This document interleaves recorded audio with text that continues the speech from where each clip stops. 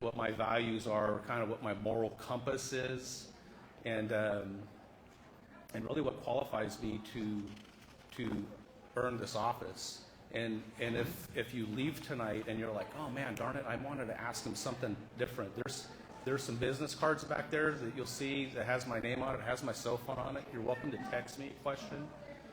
If you want to meet me again a week from this Thursday, we're going to be down at Hop Forge. You guys are welcome to attend. It's no cost. If you like chicken wings and beer, there's going to be, and football game on TV, there's going to be that there. And if you have more questions for me, you can ask me there. And then lastly, I hope to leave you with an idea of what it is that I'm going to do with this office should I earn it from the voters. As I mentioned, Kim is a court reporter from the business side of things. For I don't know too many years to count, 13 years. We own the largest court reporting firm in the Central San Joaquin Valley. If you don't know what that is, it's the deposition firm. Attorneys in the room know what depositions are, and it's all of the things that court reporters do in civil litigation prior to it hitting a courtroom. And we had court reporters up and down the Central San Joaquin Valley. And so when you talk about small business or the impact of small business, thank you. I know what your stress is, and I know what it's like to lose sleep. We know what it's like to have hundreds of thousands of dollars of lines of credit so that you can meet payroll and meet obligations. Are you saying for me to be louder? Okay. Maybe I should pull this out. Well, it's not going to come out. Okay. Can you hear me in the back of the room, though? Is it? You want me? Okay. Ooh. Well, now I'm going to sing karaoke. So I'm not going to sing karaoke. I don't even know. What was I just saying? Oh, yes. So from the small business side of point, it's another uniqueness that I bring into the position, because I know what it's like to have small business. I know what it's like to stress over that, and then I know what it's like when you get to sell it and let somebody else have the stress. And Kim is still in her industry. I think that she is one of the top in her field in the not only in the state of California but in the nation, and she's well sought after. For anything that is significantly complicated litigation, those types of law firms hire her for that type of work. As for my platform, obviously working 35 years in law enforcement, public safety is my number one platform. We deserve safe and thriving communities. Our kids, our grandkids deserve a healthy future. And if you look on my signs, the focusing on the future is the tagline, and I truly mean that, is that somebody needs to advocate for the next generation, and somebody needs to advocate to make sure that these communities are safe. You can see since 2011, since some radical policies, this social experience or experiment has failed in the state of California. And somehow we've called criminals patients or I don't know, whatever other adjectives they come up with to not make it sound so harsh, and we flushed them into our communities. And I'm a person about accountability, and I don't want to just sit idly by and not try to impact that for the betterment. And the way to do that is it's not a drive-through or fast food mentality. This is not going to happen overnight. It's going to happen over the breadth of the next 10 or 15 years, is you start electing like-minded people who are taking on these positions and who are recruiting others to move into these other positions to take back these crazy laws that have been passed in this state, which, by the way, there's initiatives on this ballot coming up in November that are not going to reverse in totality Prop 47, but it's going to reverse a significant piece of it. And we have to get back to starting that at the local level in preparation to win that back in Sacramento and start turning this thing around. This is the game plan. This is the playbook of how to get this done. And so I'm going to make sure that our sheriff and our fire and our district attorney and our probation always has my unequivocal support. The way I work is that I am going to stand beside them, and how can I help you? What do you need?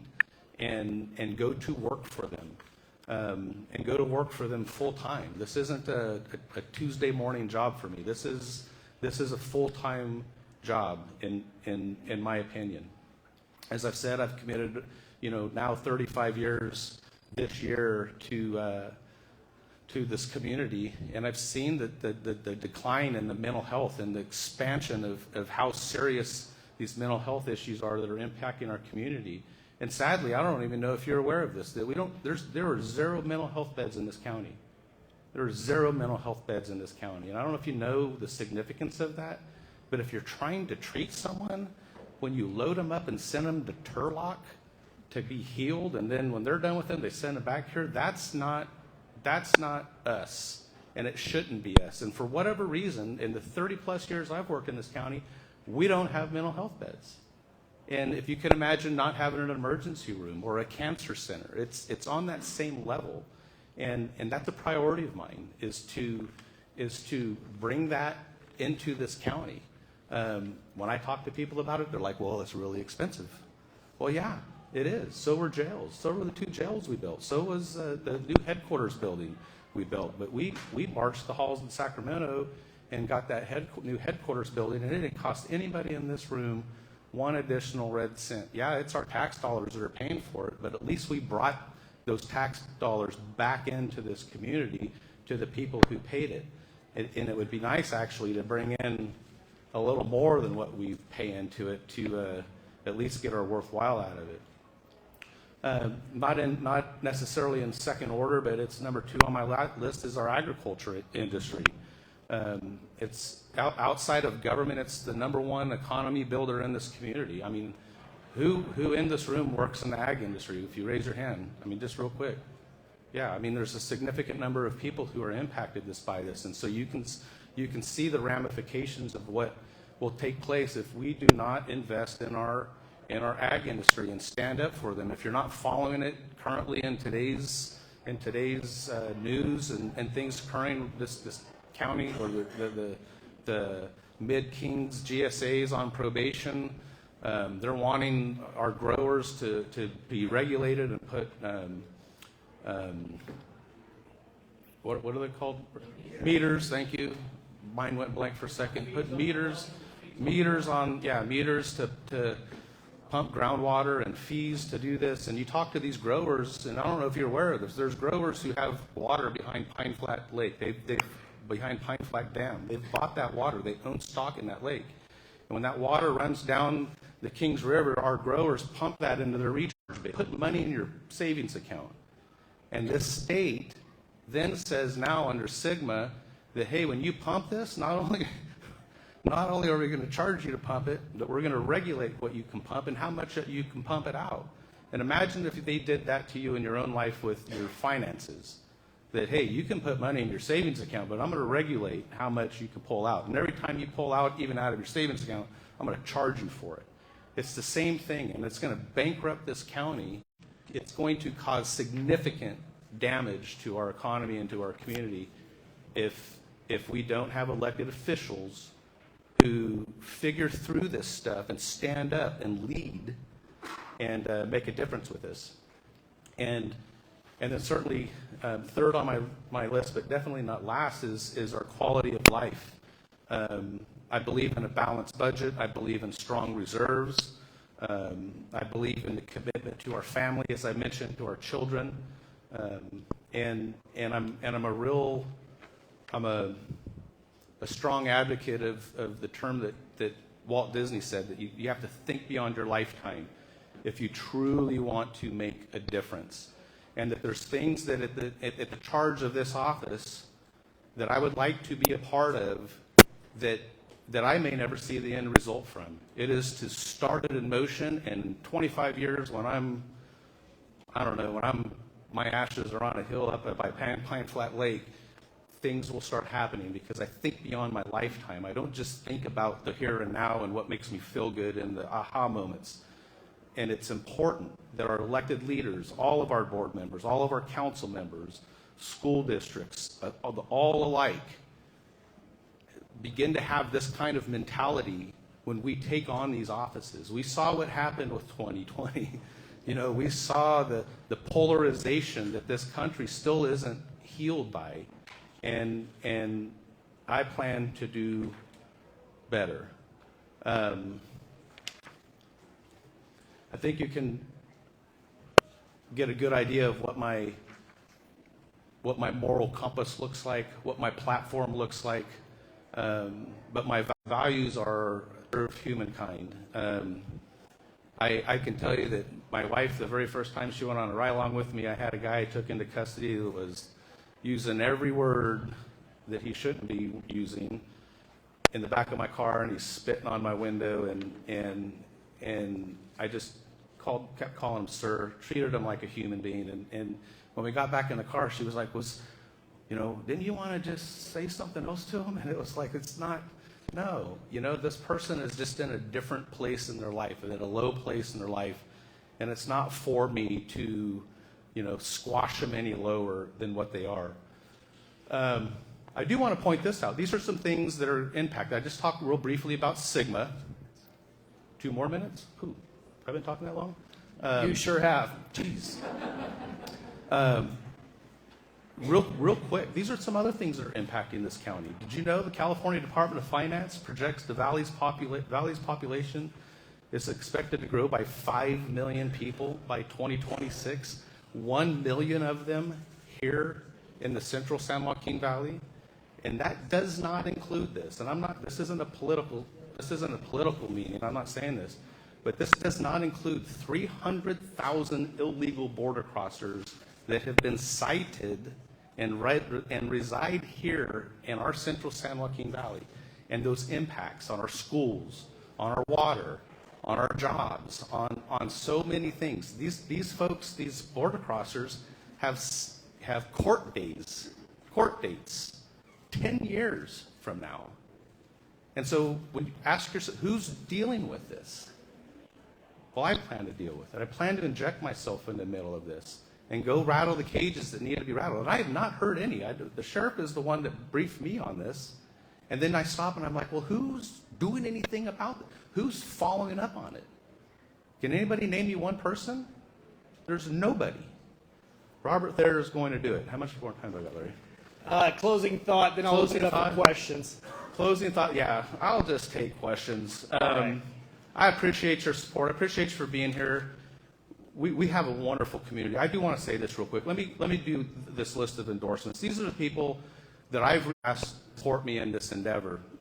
And first and foremost, Sheriff Dave Robinson back here, our neighboring Sheriff Mike Boudreau, District Attorney Sarah Hacker, our Assessor Clerk Recorder Christy Lee. All 3 elected officials in this county, excluding the Board of Supervisors, have stepped up beside me.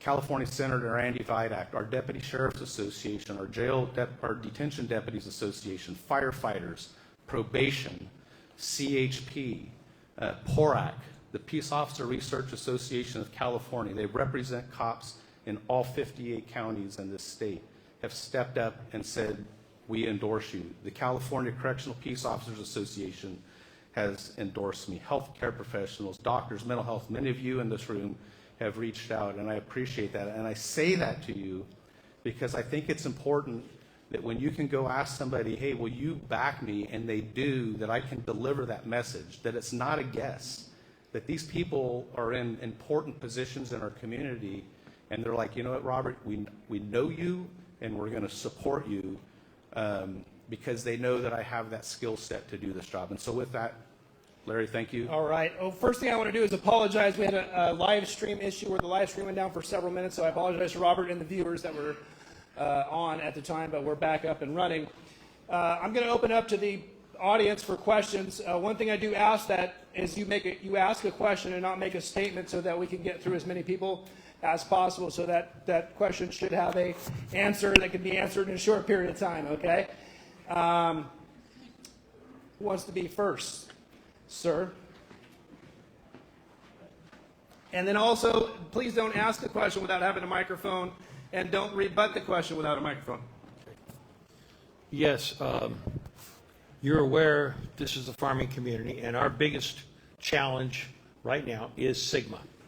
The Board of Supervisors has been tasked with that job as the City Council of the City of Hanford. Are you aware of any kind of a plan to put Sigma to bed? Well, I know that the Kings County Farm Bureau is litigating it now. I know that there's an injunction in place. I know that this is a critical issue for our growers, and I don't like it. I don't like it in the here and now. John or Brad, I think the part that bugs me the most is that this law was signed into effect 10 years ago. Sigma was signed in the state, and my suggestion is that not one of us in this room knew about it. And now that it's raised its head, it's blindsided and it's plowing over our growers.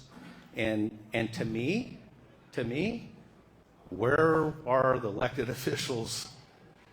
Where were they? Where were they? If you're blindsided, you should be angry. And I'm angry to have witnessed that and to have seen that and to have experienced it. It should not have ever happened. Well, we had a solution at the Coania Church. Doug Verboon stood up and said, Kings County Irrigation District, you're fired, because they have misrepresented this community. And you people are smart enough to fix this. Thank you. All right, next question. Hi. Hi. We know that the county works with a huge budget. So my question for you is, if a magical $1 million appeared and you could allocate it anywhere outside of public safety, where would you put it? Honestly, I would put it in our employees' pockets. Is what I would do. Many of the county's budgets have just been settled, and this may not go over well in this room, but I hear from the dais often that we're gonna establish a median income, and that just flat ticks me off, because I've never told my kids that C's were okay. Just get median grades. That's okay. That's the way. And a part of that is because there's and I'm not bashing on our board, but there's many elected officials who've never gone down the path to hire someone and to what it costs. And well, I'll just point her out again. Perla is sitting right there. Perla rode with me when she lived in Avenel as she was in school, and she came to work for the sheriff's office and then on to the district attorney's office and then came back to us. She is the best sex cop, child abuse, sex crime cop in the state of California. And if you don't know Perla, you know her dog Diamond. Right? Oh, now all the heads are shaking. I told you, Perla. But here's the point with that, is that Perla now works for the state of California. And this is after the County of Kings probably invested time, training, payroll, on the room for pay. And if we had $1 million and could keep Perla working for us, right, Dave? It's painful. It's painful to lose good people because of a few dollars.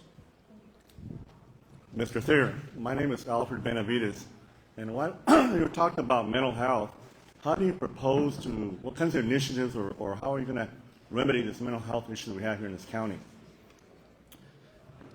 Well, when I get elected, it comes with a magic wand, and I'm just going to wave it and make it all better. No, thank you for the question. It's a very complex issue, and I'll kind of lead into this, is that since, man, I can't, way back even prior to 2011, I've been part of some sort of commission or board or King's Partnership or programs out of Adventist Health that deals with mental health and homelessness and poverty and these types of things. I can tell you that I'm going to come and stand beside our behavioral health director. I insist that we need to start going in the areas of capacity in our own county to treat our own people, our own family members here in this county with a different variety of levels of beds. If all that's needed in our county to service our community is 6 beds, I say build 24. so that we can use the revenue of the others to pay for this and let some other counties pay for our mental health. That's how you have to think. Let somebody else pay for us to do our work here. And that's how my mind works. But with the initiative, it was Prop 1 that just passed that really just turned the Mental Health Services Act on its head in California. What that's going to look like in the near future, I'm not certain of, but that's at the forefront of this, because that initiative actually, and I don't want to misstate it, but I want to say it's like 30% of the budget for behavior health has to go to beds. Well, what better funding source to actually get the beds back into this community to treat them than that? I mean, we're sending people off to nowhere. I received a phone call from a good friend from Adventist Emergency Room that had 2 conservatives from this county because we don't have beds to put them in. And there are no beds available up and down the state. So we have to put them in the hallway at Adventist Health. And you have some sex offender, deranged guy out of his mind essentially verbally molesting a young girl who's trying to be treated for an emergency. And it's like, this cannot happen. But it happened. It's probably happening right now while we're sitting in here. And it's shameful. It's shameful that 35 years I've worked in this county that nobody has done anything about it. Sheriff wanted jail beds. We built jail beds. And it's challenging and it's hard, but darn it, we need mental health beds, and we're going to get them. Hello. I have a question regarding the portion of the law enforcement that you're discussing about. Right now we're having, Hanford has huge budget problems. We are short-staffed for the Hanford PD. And I know you won't necessarily interact with that portion of the government. Officers, first-hand friends, are reporting that many crimes are not even persecuted because there is not enough stuff to process paperwork in time, or DUIs. People are getting away from it. They get 200 DUIs were dismissed without even getting processed. That comes directly to your guys' supervision at that point. How are you going to tackle it? I understand that you're saying that you are for it, but how are you practically going to help that process and be sure that we don't get the crime that we're getting lately? Sure. So I've had even very recent conversations with Sarah Hacker, who's our district attorney, right, who's having very challenging times even hiring attorneys, that the number of attorneys that are coming out of law schools are significantly less than they were in the past. And I know that with each newly elected district attorney, there's always that lull of attorneys that leave with the elected, and there's this hiring process that takes place. But some of that I'm not aware of the significance of what crimes are not being prosecuted, but we do need to have a wide array of prosecutors available in this county to do that. But then better yet, there's a, try to say it delicately, there is this, sometimes this aura in law enforcement that, California's changed these laws and it's so anti-cop and pro-criminal, and why should we try anymore? And the reality is that even our law enforcement officials still need to be held accountable. Because even if you're committing a misdemeanor crime, if you're under the influence of a controlled substance, you need to go to jail. But a lot of cops are going to go, well, you're just going to release them. Well, okay, there's another provision. You can fill out this form, 853.6. You think the offense is likely going to continue again, and guess what we're going to do? You sign that form, we're going to keep him in jail. And so it's kind of like a tennis match. You can complain about it from a law enforcement official, and believe me, I've worked the road, I know what that feels like, but at the same point in time, knock the tennis ball back into the officer's court, that there are other remedies to do this, and there's other ways to go about it, and not be the spectator and complaining about it, but actually physically doing something about it. And again, there's a multitude of things foundationally that need to occur in this county that necessarily haven't occurred in this county to build program space to direct a lot of these offenders into. And I don't know that any of drunk drivers have not been prosecuted. That would surprise me. All right, Robert, this is be your last question from the audience, and then I'll give you a couple minutes for a closing statement. Hi. I've heard you talk about a lot of crime and problems we have in the community with crime, mental health, etc. But if we elect you to District 5, what exactly are you going to do for the whole people in the District 5 area? What is it that you're trying to do for us? Aside from the crime situation, what is your proposed plan that you want to institute to make a difference so that we know that we should elect you? I want to be the #1 effective leader for this district, and not really only this district, but clear across the county. I plan to serve this district with the same passion and concern that I would serve for somebody in Avenel that called me with a concern that needed something. And there's a lot of work that goes on to do that. I mean, I know it's a really broad question, but I plan to be at the forefront of it. I think there's sometimes a perception that you don't necessarily see elected officials everywhere where you would want them to be. And I plan to be everywhere that you would expect me to be, working every day, like I said, as a full-time position. And there's so many different areas that the platforms that I've listed really cover the whole spectrum of our community. And you're right, those are significant things that impact many of us the most. And it's important to have strong advocacy and people who are going to have plans and navigate those plans. And to have one plan isn't a way to go about doing it, because those plans are going to change 92 times through the process. And ultimately, you end up at something that's palatable, that's good for the community, that you can bring back and implement and give direction as the board member, as that you set your expectations, right? As the undersheriff, that's what I do. To everybody, the only person I don't set expectations to is my boss. Everybody else in the organization I set expectations to, and I follow up on it, and I inspect the work product. And you hold accountable where things need to be held accountable. You bring in ideas, because we have wonderful people that work for us that have great ideas, and we implement it. We let it go, and you keep pushing out in service to the community. And that's kind of how I operate. That's what I think I would do as a board member. I think that's all for the questions. Did you want to get a couple more words in, Robert? I'll let you have a couple more. Oh, a couple more. You guys don't want to hear Adam speak. Just a quick closer. No, thank you. Hey, thank you for attending. There's some yard signs out here if you want to throw your support behind me. Again, a week from Thursday, there's a meet and greet at Hop Forge if you want to come down and get some chicken wings and have a beer. And again, my cell phone number is on those cards. You're welcome to text me or call me. You can follow me on social media on Facebook. Elect Robert Thayer, I think, is the Facebook page, or you can find me on Facebook too. I think I'm open to the public and happy to accept a friend request and continue any dialogue or concern. I mean, that's what we're here for.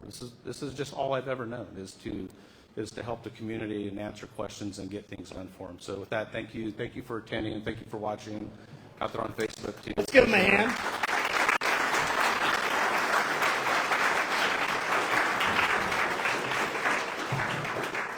I do want to say thank you, Robert, for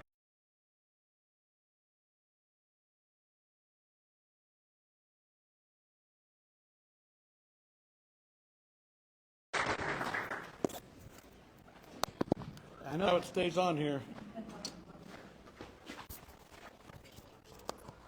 I'm certified. Yeah, very good, very good. Well, welcome everybody. Most of you know me, but I'm going to go through the drill anyway, just let you know a little bit of information about who I am and how I've come up to be where I'm at, and looking for that elected position that Robert and I are running for. I'm an immigrant. We immigrated here in '63. I'm one of 7 children. My father milked cows, never owned the cows. We grew up poor, and we grew up knowing that if we didn't work, we didn't get it.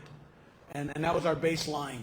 And throughout life, we have fought to get and maintain and accomplish more. never accepting handouts. I know when I was a child, we lived in a 3-bedroom house with 1 bathroom. There's 7 kids, 2 adults. And the welfare department, of course, heard about it, and they came to our house. And they told my dad, they said, man, well, you will qualify for welfare. We will give you this amount of money on top of your wage. And my dad told him to get out. Now, it was through an interpreter because my dad did not speak English. He said, yeah, we didn't come here to get things for free. We came here to work and achieve on our own merit. And that's all the Medeiros family has done. I am so proud of my family. Today I have my beautiful wife. I have 2 of my 3 children here. I have 3 of my grandchildren here. People that have seen hard work, the love for God, and community in effect. And that is my whole platform. As you guys know, I've ran a kind of a different kind of a campaign. I decided I didn't want to be a traditionalist. I'm not going to ask you for money. I'm not going to be indebted to anybody. We paid for this campaign ourselves. I'm not accepting donations. And we are out hustling with introducing ourselves to people that we did not know. People, introducing who I am, letting them know what I believe, and asking them if they want to get behind me. And so it has been a very good outcome. I've been elected several times. I've been on Kings River Hardwick School Board for 10 years. Blue Ribbon School, a great school, one of the top schools in our area. I am now serving my 6th year at the Kings County Office of Education, where I, again, elected by mostly District 5. So I've been elected several times. I've never lost an election, except I got a little crazy 2 years ago, and I ran for Congress because I wanted to say what our elected official did not represent the district. I am about representing my people. I don't believe that David Valadeo represented his people when he voted to impeach Donald Trump. And it was enough for me to put my hat into that ring. That was way more than I could handle, way more than I could do, but I still did it because what he did was wrong to me.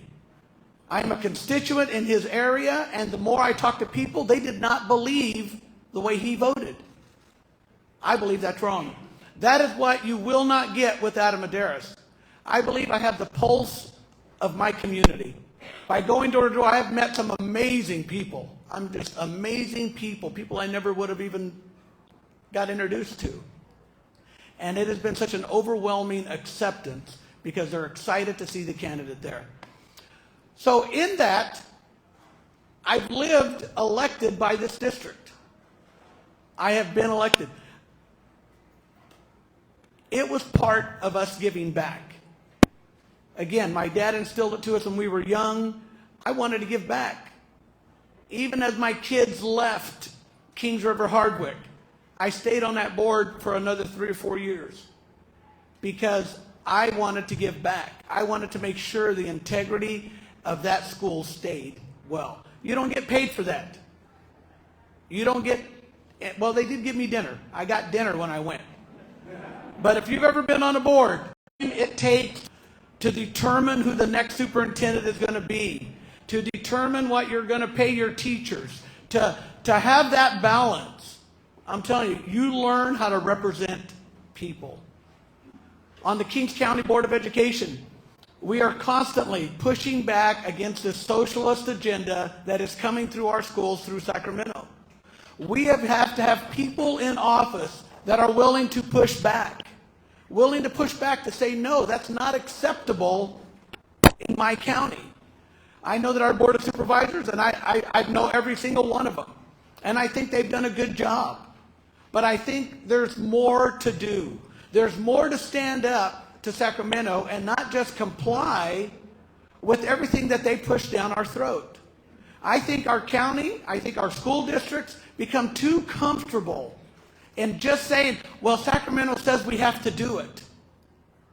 I'm looking for that tenacity that I have. I'm looking for that cavalier spirit that I have, that I'm willing to say no. I'm willing to stand up and say, we are not going to do that. We'll take the ramifications of that and sometimes they're not going to be pleasant. But that's who I am. I'm telling the district as I go door to door, I'm letting them know that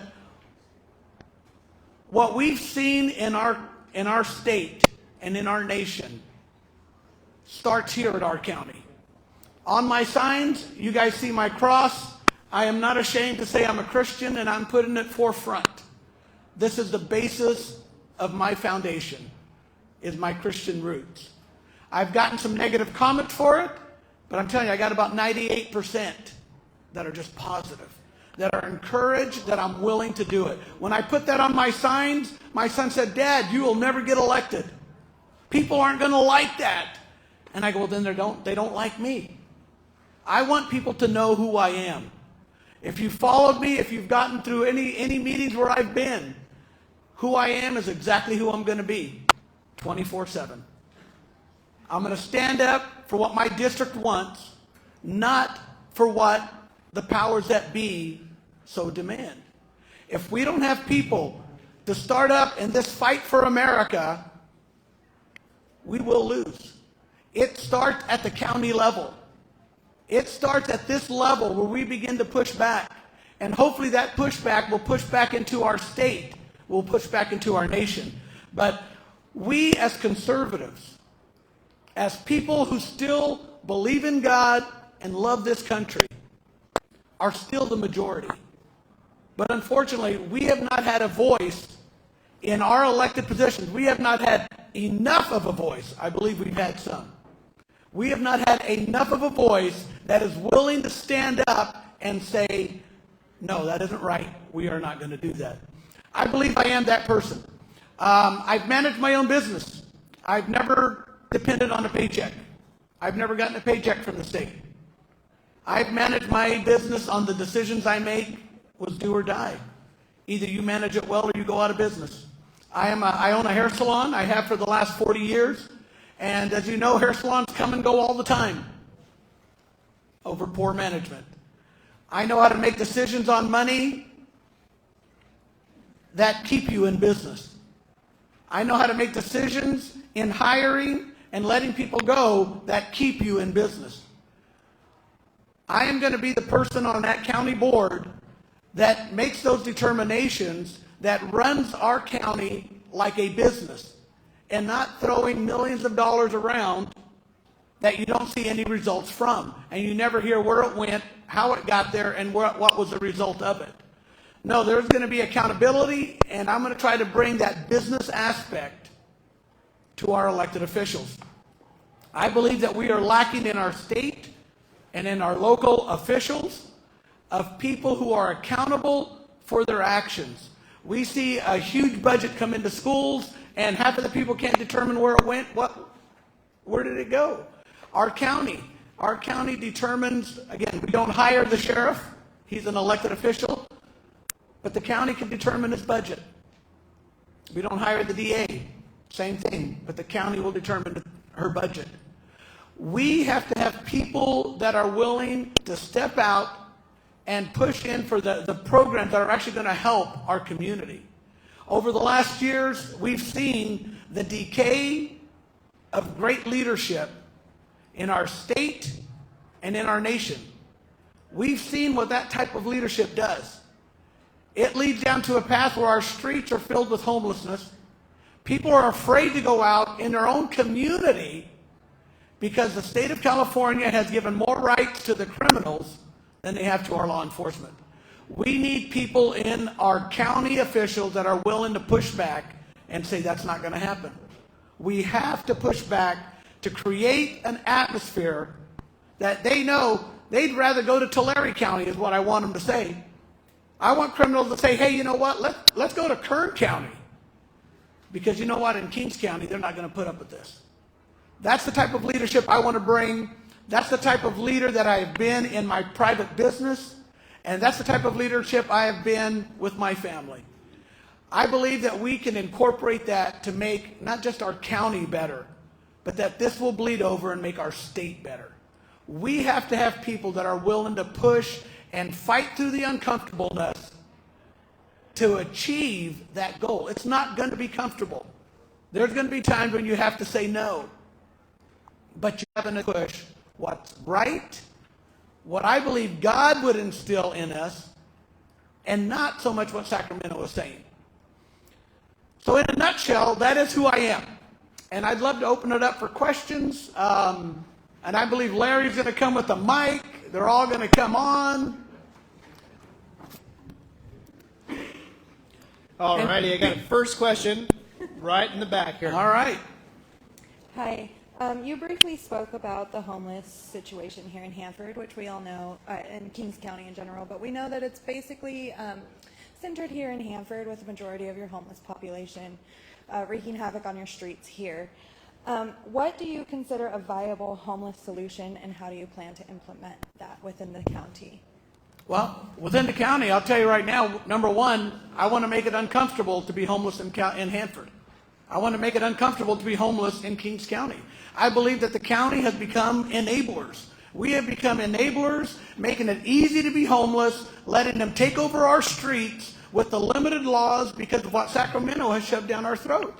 And those are exactly the laws that I want to push back on. I said we have to have the right, as the Supreme Court has now ruled, that we can now tell homeless to get off our private property. We can move them off of public property.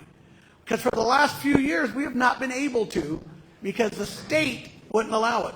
No, I am done making it comfortable for criminals. I am done making it so comfortable for the homeless that they just want to stay and hang around. I think just like anything else, if you had a son that grew up in your house and he wanted to do drugs and he wanted to steal at night and he wanted to do all this stuff and you just told him, oh, don't worry about it. Well, I'm going to give you a bed to sleep. I'm going to give you food. Here's my bank card. You go do whatever you need. When would that son quit? When would he leave? Never. Never. If you make it uncomfortable, they will go somewhere else. And if they want to go to Tulare County, we'll find rides for them. If they want to go to Kern County, we'll find rides for them. Go on, because it won't be in Kings County. We will begin to fight back for our streets that are ours. Taxpayers paid. Where I have so many of my clients that live told 8. And I go, why? Oh, well, have you seen it at the homeless? I said, no, that's awful. Listen, I'm going to make it uncomfortable to be homeless in Kings County. We have to quit all these programs that enable them to be who they want to be without the accountability that a taxpayer has. They have no accountability. Taxpayers do what the homeless did, you go to jail. Why is that? It's not right. We're going to make it uncomfortable. Quick question. As a new person coming into the Board of Supervisors, one of 5, how are you going to influence the other 4 to think along the same lines that we're all thinking? So you're saying my looks won't be enough? What are you saying here? Yes, I do understand. I am one of 5 votes. I am one of 5 votes. But I tell you what, anytime you've been on any board, and I've been on several, you influence the people you are around, regardless. I go to every meeting. I pray before I go. I feel I am geared up for the battle. That they will see something in me that reflects my Lord Jesus Christ. And that is the influence that I will give. And that the decisions I make are going to be based on that. The decisions I make are going to be based on what our Constitution says. And so if they don't like that, then yes, they will have a problem with me. But I have found is even though you're one voice, when they begin to see the calling on your life and that you're standing up for what's right, it's amazing how often they come alongside of you and they say, wow, we have thought that too, but we're waiting for somebody to step up. Well, I'm the man that's going to step up, and I believe they will come along. What is your take on the water issue with the farmers? And I'm not familiar with Sigma or the abbreviation or anything, but are there other companies that are for metering or taking our water or what have you, and are any of them endorsing any of the candidates? Well, I wouldn't know if they're endorsing any of the candidates or not. Sigma, Sustainable Groundwater Management. It's awful. But again, as Mr. Thayer said, it started in 2014. We should have been up in arms in 2014 against this deal. It's awful. One thing I will tell you, the Board of Supervisors have now just taken on that position as being the board for our local GSA here, and I don't like that. I don't think they should. I think we have elected people on those boards. I think they should have recalled those board members that were there. They're going to come off, and they should have appointed new ones there or had them elected by the people. Again, it's another thing that the Board of Supervisors has taken on to themselves, and I hope that it's not a permanent issue. I believe that there are districts already. There are water districts throughout our county, and a lot of them have their own boards that run them and their own facilities. Leave it to the locals who are elected by the people to run their business. If they don't do it, that's when the Board of Supervisors should step in, and I believe that's what they've done now. They've stepped in an awful situation to make it better, but I hope it won't be, and my influence, that it will not be a permanent fix. It'll be, let's get the local people elected to run their own water districts. Shameless plug, if you want to learn more about water, we have a 7th with those candidates. Adam, on a different note, our election, the guy that's in charge of our election, should he be appointed or should he be voted in by the public, since he's not doing a great job for us? Why? Well, it opened up a can of worms, man. Yeah. Well, right now, our election guy, the Register of Voters, was appointed. Correct. It's an appointed, but not many years ago, it was an elected position. It was tagged on to the assessor's position. You were the assessor and the election person. And so we don't know why, when, or how that happened, how somebody got elected and then gave up that spot and now it's not elected. I believe the Register of Voters should be an elected position. He should be elected by the people, because if he doesn't do his job, it should be the people to unelect him and put somebody in their place that will do the job. We have gotten to where we're expecting a county government, Board of Supervisors had to be involved in that, a board that cannot oversee all of these little things.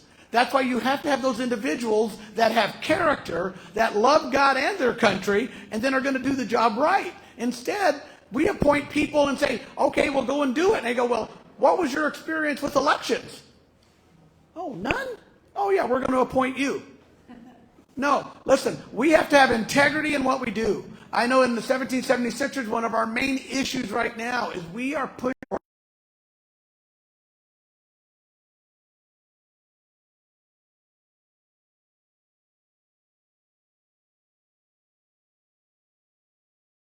going into the voter register, the Register of Voters, because there's already questions. There's a lot of people who voted that don't live here. And so that's being brought up to them now, and it's being brought up to a group from here, a voter integrity group. I'm making my way over there, Adam, but I'm going to steal this young lady's question back here and ask you the same question. I'm going to retread it. If you had $1 million, the county had an extra $1 million, where would you spend it? Well, I'm not going to lie to you guys. I'm familiar with business, and you guys saw the Austin Powers movie? You know, where the evil guy comes back and he says, oh man, I'm going to hold him ransom for $1 million. And the guy says, hey, you've been asleep for a long time. $1 million ain't that much.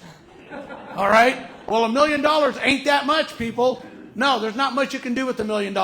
If I had an extra $1 million, if I did have an extra $1 million, I would definitely find a way to get our mentally ill, those who are mentally ill, homeless, off of the street. We have to get the mentally ill off the street. There are a lot of posers who are acting like homeless people because they can skirt around the authorities, they can break the laws, and nobody holds them accountable because they're homeless. They're posers. They're not homeless. They're working the system. The state of California would like nothing more than create a whole new scam of welfare. And it's called the new homeless facilities. They're all going to be on welfare. The state is going to take care of them. What a crock. We have got to stand up and push back. That $1 million wouldn't go far. But there are so many people, not so many, there are a few that you can tell they're mentally ill on the street. They need help. I give them the medical attention they need.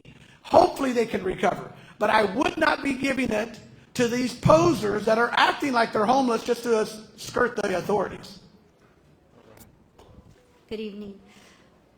If we were to elect you, just the same question I asked Robert, what is it that you're going to provide for us? What's the first and foremost thing that you can provide for us that makes everyone in this audience say, I'm electing him, he's my man? So again, I'm telling you, the looks aren't enough.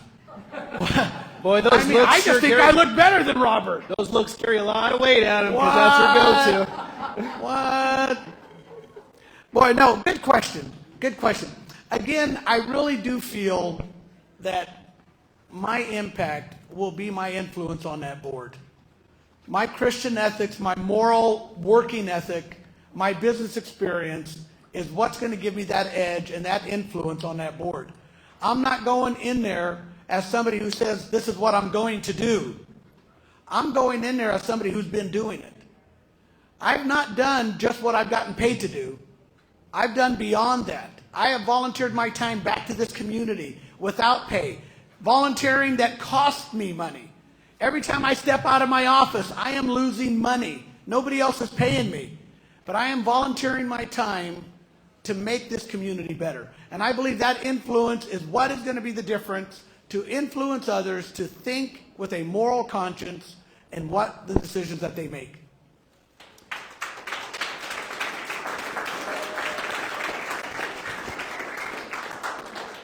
Adam, I received a question via text message, but it relates to the turnover rate in the district attorney's office, which will be under your purview.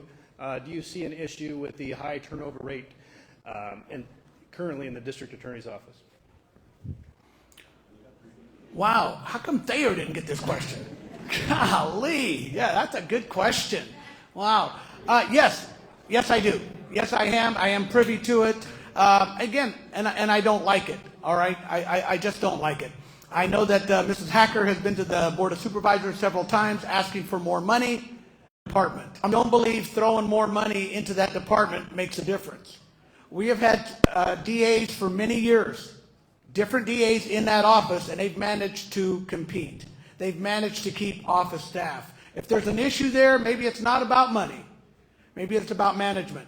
So we're going to have real hard questions with her to find out what is it you are doing, because what you're doing is prosecuting less people than your predecessor. What you're doing is convicting less people, and you are failing to prosecute cases, as was one of the questions earlier. You're not doing the job well. Again, this is a bold statement to make, and it can hurt, it can help, but this is who I am. I want results. Don't tell me that this is what I'm going to do or this is what I wanted to do. If you're not doing it, don't come ask me for more money because the guy before you did it on that budget. So let's get results done with every employee. Let's make sure that our county is run efficiently. Again, I'm not going to compare myself to Donald Trump, but he is not a politician. All he is a businessman, and he ran our country like a business with accountability with every dollar that went out and accountability with everybody he put in place.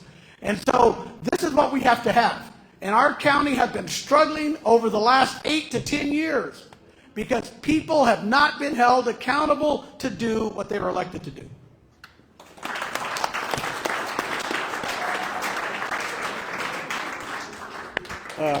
My name is Alfred Benavides again, and I was a school board for the Hanford Union High School District also and back in San Jose. I have a two-part question. One is, each of the cities are having sometimes a difficult time working and coordinating with the county. How would you resolve that? And the other question I have... I'm sorry, I missed that. Could you repeat that? Yeah. Right now, there's really not a really good dialogue going on between the county and the city in terms of coordinating services and efforts so we don't duplicate it. How would you resolve that? And number two, eggs are expensive. When you go to the grocery store, things are expensive. Milk, eggs, all that stuff. Family, us seniors, do you, in support of the increased sales tax, also it's going to be on the agenda, the on the election? Okay, so your question is, am I in support of Measure H? Yes. Okay, wow. Man, Jay, Robert, get back up here. Oh. Yeah, Measure H, I know there are several people who have been on that committee, and they have promoted a increase in our sales tax to go to these different issues. Again, I am not opposed to a sales tax increase, all right? I am opposed to giving our current city manager, with the board they have today, I am opposed to giving them any more money, absolutely. I don't believe our city manager is acting in the benefit of the people. We have taken tons of notices to him that have said, hey, we've done our own polling, and the majority of people do not want those roundabouts, and he wants to put a roundabout in, okay? And so, no, I think the sales tax initiative is a good initiative. I think it's a good proposal to get more money that we desperately need to increase our first responders. But with the management we have today, I am still not in favor of Measure H. Once I hear the mayor give it to us in 2 weeks, he's going to give us a good outline, I may change my mind on that. Because again, I'm not opposed to the sales tax increase. I am opposed to the government we have today and the capabilities that they don't have.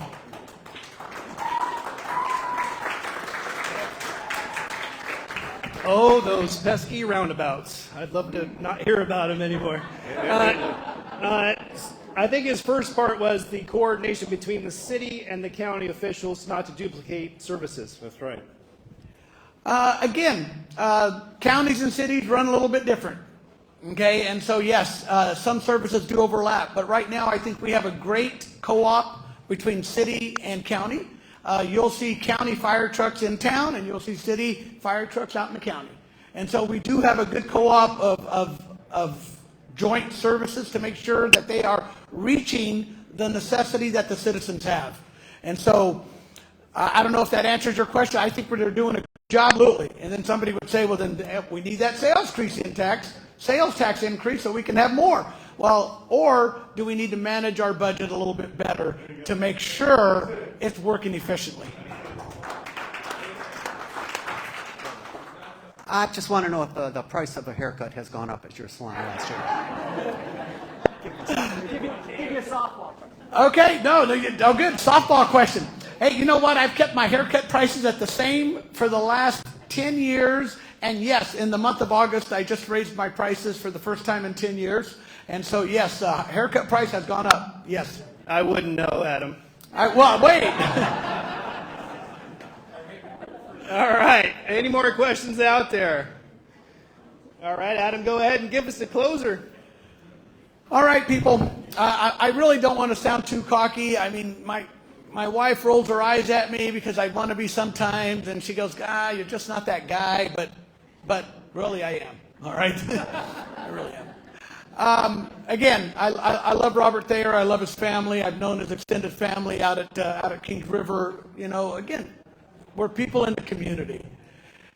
You guys are going to have to make that decision on who you want to represent you.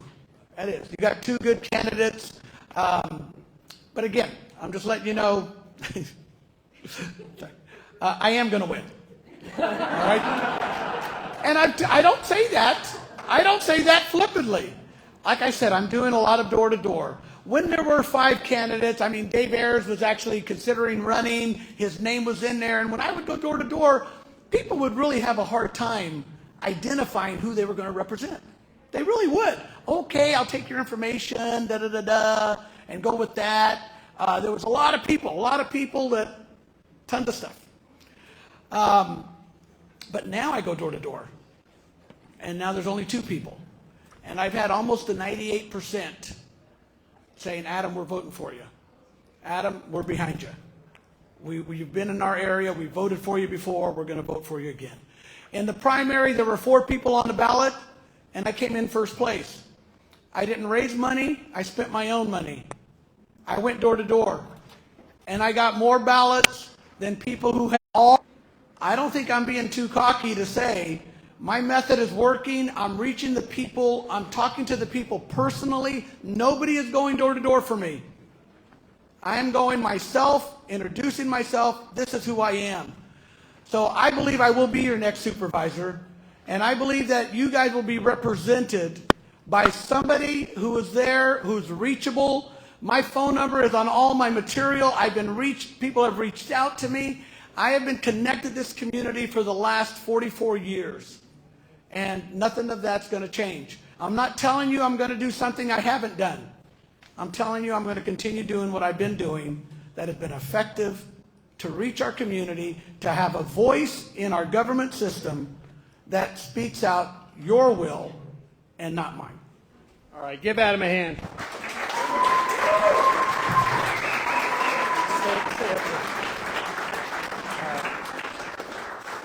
A couple things before we let you go. There is a lot of elected officials in this room tonight. There's a lot of people running for city council and different positions. It would behoove you to ask your questions. There's not many venues in town where you can find so many elected officials in one spot. We have mayors here, we have city councilmen, we have the sheriff here. Ask your questions. These people are our elected officials, and we're their constituents. They're here to answer questions and listen to the issues that we want to get resolved. So do yourself a favor, find out who they are, talk to them. There's plenty of them here. Half the room is an elected official, so let's get that done. Also, don't miss out on we have 2 city council race town halls in the next 2 weeks. Then we have the Measure H town hall with Hanford City Mayor Travis Payton. Talk about Measure H. And whether you're for or against it, come down and listen to the actual facts and be open-minded. Okay, you might get your mind changed, or you might actually get some valid information, whether you agree with it or not. I encourage everybody to come out. And then the following week we have the Water Board town hall, also with 3 of the candidates have committed so far. We're working on that. Okay. Adam, Robert, I appreciate you guys both coming out to speak. We're going to declare Robert. Yeah, please grab the hand of the person next to you. Let's bring our community close together and just pray with me. Heavenly Father, Lord, as we close out this evening, we just thank you for your presence here in this room, and for those that are gathered here that took time out of their night to come and hear a couple guys who have a passion in our pursuit, that they came to hear 2 guys representing you and representing our community to them.